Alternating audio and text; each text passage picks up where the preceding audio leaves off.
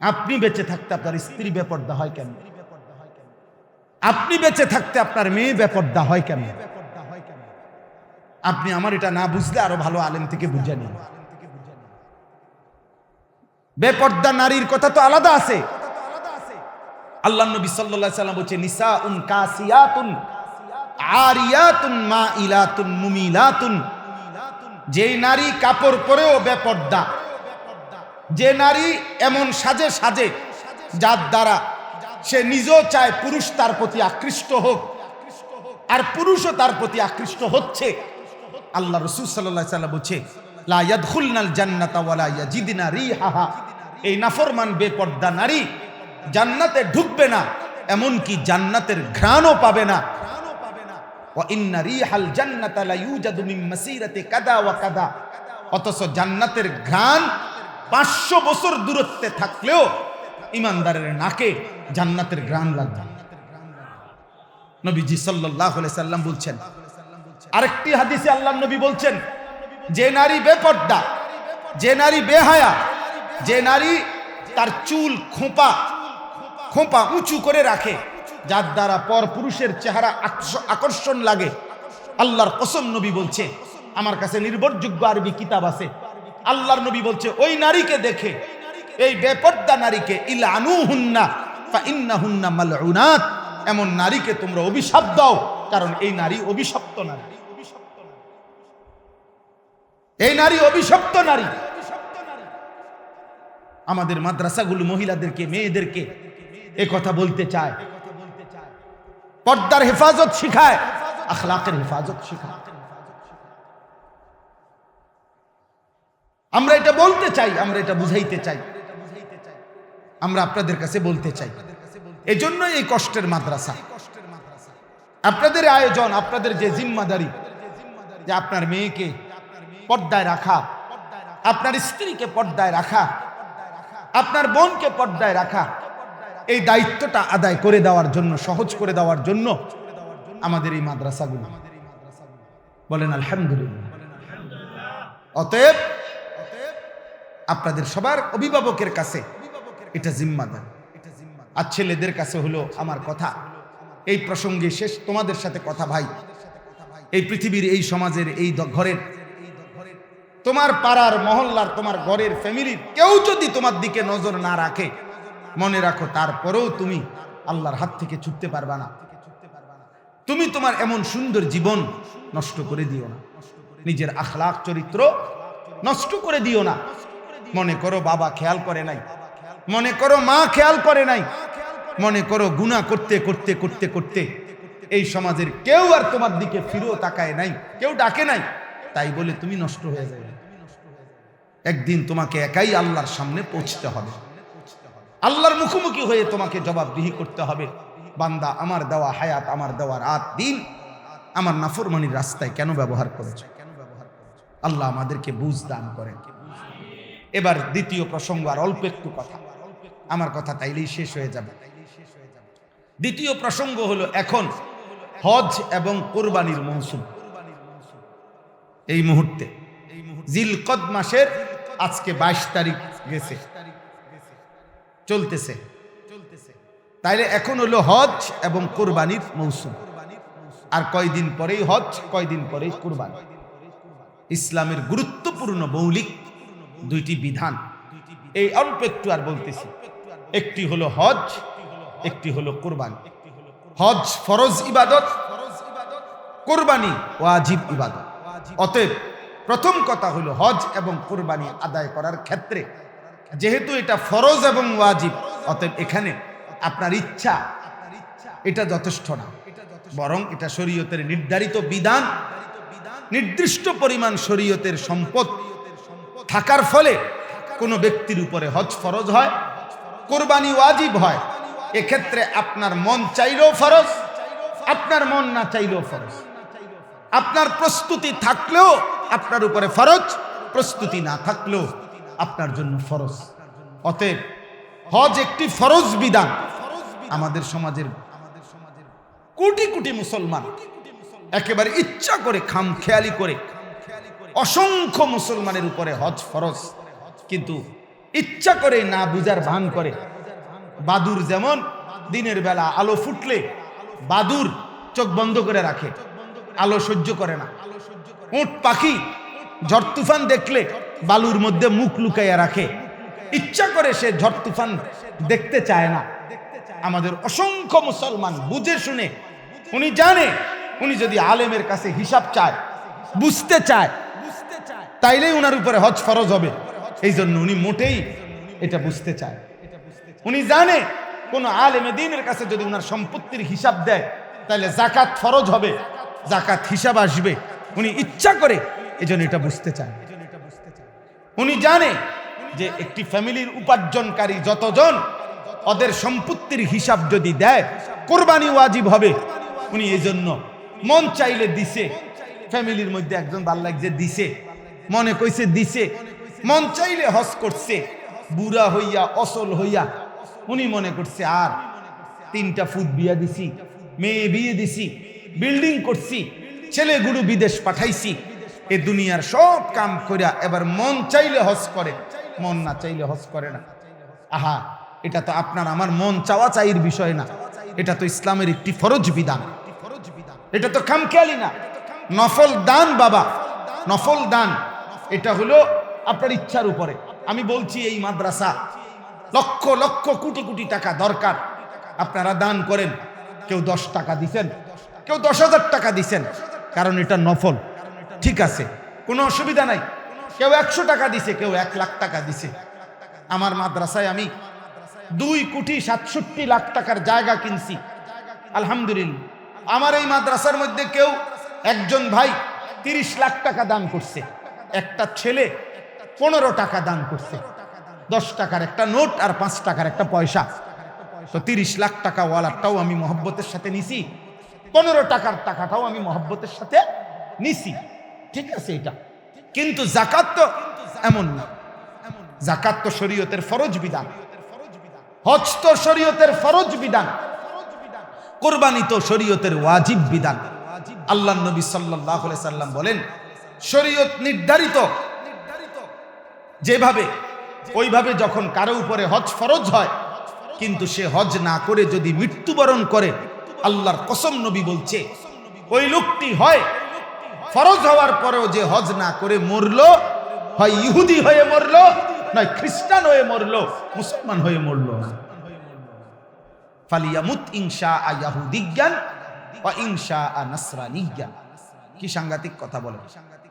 এর চাইতে ভয়ঙ্কর আযাব, বিপদ আর কোন পাপের ব্যাপারে নবীজি বলেন, আর কোন পাপের ব্যাপারে বলেন। এই কথাটা নবীজি বলছেন হজের ব্যাপারে। ফরজ সত্ত্বেও যে হজ করলো না, মরে গেল, নবীজি বলেন এটা হয় ইহুদি মরলো, নয় খ্রিস্টান। ফালা আলাইহি আন ইয়ামুতা ইয়াহুদিয়ান ওয়ালা নাসরানিয়ান। আমি জানি না, নবীজি বলেন আমি জানি না এটা কি ইহুদি মরলো না খ্রিস্টান মরলো, তবে এটা তো নিশ্চিত মুসলমান মরেন। কারণ নবীজি এটাও বলতো যদি যে লোকটি কি মুসলমান হয়ে মরলো না ইহুদি হয়ে মরলো না খ্রিস্টান, আমি জানি না, এভাবে বলে না, বলছে হয় ইহুদি মরছে না খ্রিস্টান। আপনাদেরকে আমি একটা উদাহরণ দেই, যে কয়জন শুনতেছেন, বিশেষ করে যারা উপার্জন করেন, বালেগ উপার্জনকারী, বিবাহিত হোক অবিবাহিত হোক, বিদেশি হোক দেশি হোক, যারা রোজগার করেন, আপনারা শুধু শুনেন একটা উদাহরণ, একটা বলি।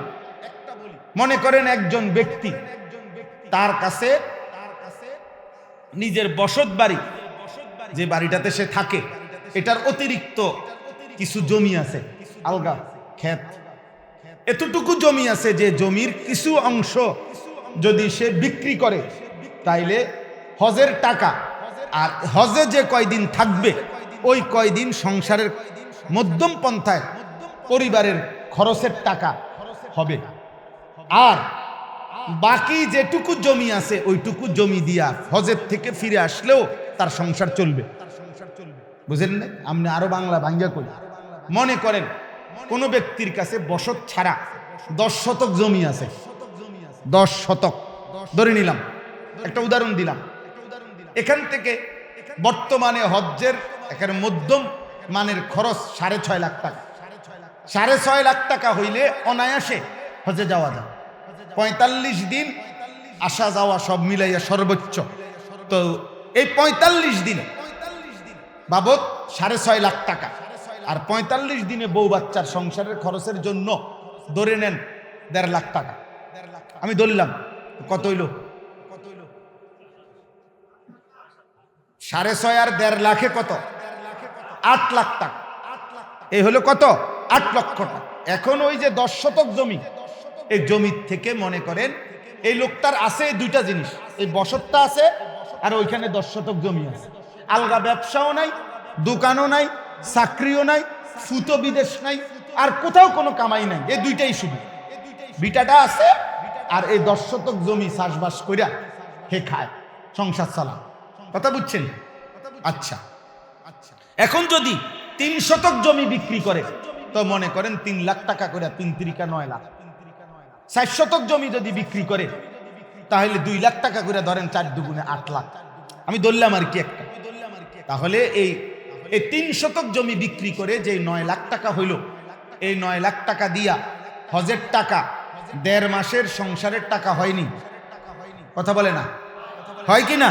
আচ্ছা, লোকটি ফেরত আসার পরে, লোকটি দেশে হজ করে আসার পরে বাকি যেই 6 শতক বা 7 শতক জমি রয়েছে, এটা দিয়ে ইচ্ছে করলে তার পরিবারের সংসার চলবে। যদি এমন হয় তাহলে বেচারা তো এমনি কাম কাজ করে, আমি এটি বাদে দিলাম, এমনি তো রানী তার উপার্জন আছে, কোনো না কোনো কাম তো সে করে, এটি বাদ দিও।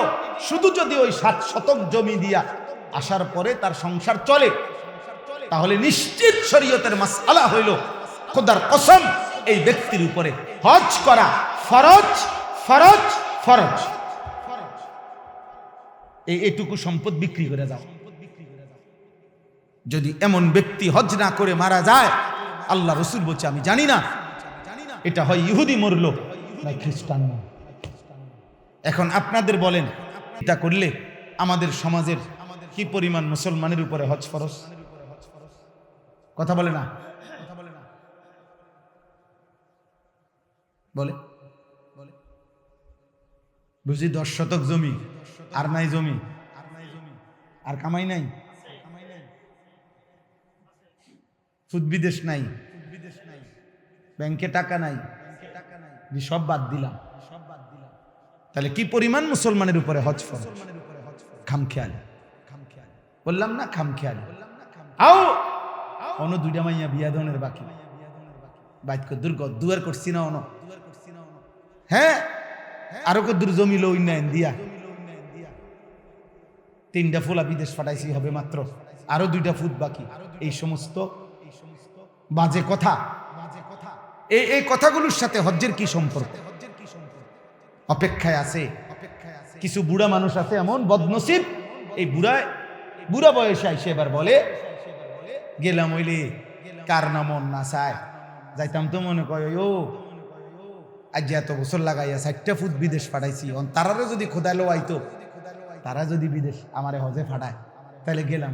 আলাপ আলাপ করে, হ্যাঁ রসিক আলাপ করে, সাদোয়ানে বই আলাপ করে। এটা নেই শরীয়তের মাসাল।